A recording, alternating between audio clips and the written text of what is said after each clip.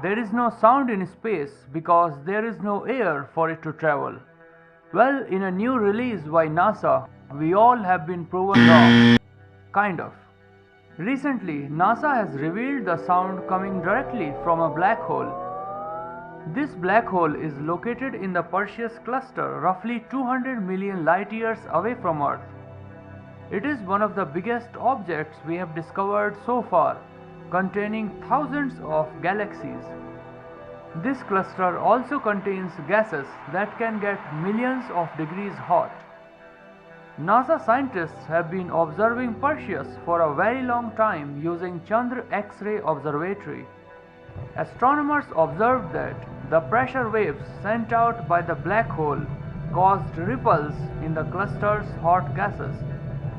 They studied those ripples and translated them into notes that can be heard by human ears. This is what a black hole actually sounds like.